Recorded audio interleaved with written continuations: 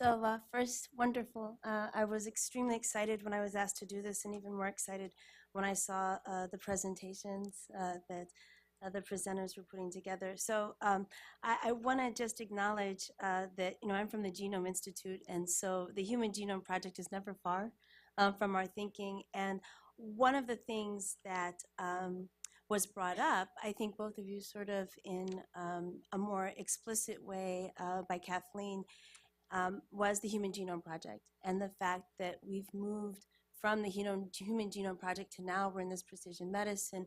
But I don't think we can forget some of the lessons that we learned, positive and negative, from the Human Genome Project, and thinking about the fact that when the Genome Project was done, there was still and still is a need for these competencies for practitioners. And so although we finished the project 10 years ago, now that we're moving into precision medicine, there's still a need to bring people up to speed.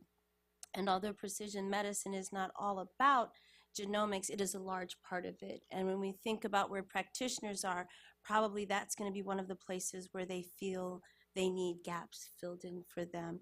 I also think that Kathleen brought up the idea of professional organizations, engaging these organizations in a way that might be different, which I don't think we did as well with the Human Genome Project. But now with precision medicine, we have this opportunity because there'll be a far greater reach, and you may need to bring in some of these organizations to help spread the word and even to help recruit and sustain the motivations that we have for the project.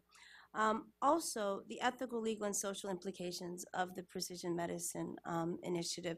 Again, I think learning from the Human Genome Project, the opportunity to really think about what the public is going to want to know about the ethical aspects of this, because we certainly don't want communities not being part of this because they feel it's the new eugenics, or that you're sequencing my genome because you're going to find out something that's different about me compared to somebody else or another community.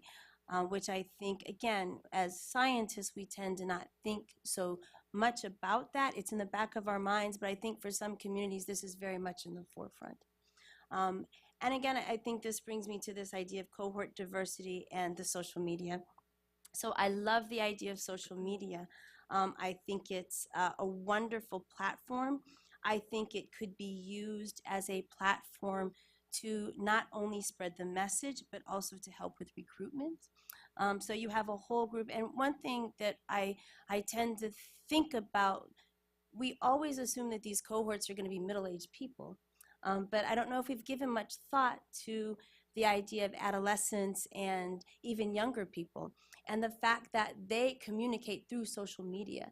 And so using social media as some sort of platform to help them understand the initiative, but also to allow them to respond to what the initiative is. And then I'm a Twitter person. I love Twitter. And I know that there have been many movements. For example, the Black Lives Matter movement was really propelled by Twitter. And so again, if you want to reach diverse communities, you need to think about the platforms that they're on, and how can we think about using social media as a way to reach out to those communities.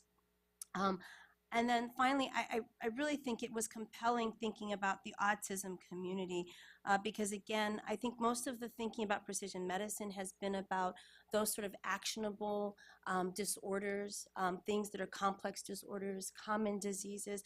But when you start to get into the more behavioral aspect of this, thinking about how do we bring communities into this, and again, thinking about not marginalizing anybody because people think something is missing, because that's what precision medicine is going to show if you have a cohort of individuals that have autism. So being very sensitive to that. And finally, I think there are a number of large initiatives, such as the BRAIN initiative that's currently going on. And I don't know if we've talked a lot about how we can integrate precision medicine and the BRAIN initiative and some of the larger initiatives that are happening. Again, I think sometimes we tend to be siloed in our thoughts about these various initiatives, but there's no reason to think that we couldn't learn from them.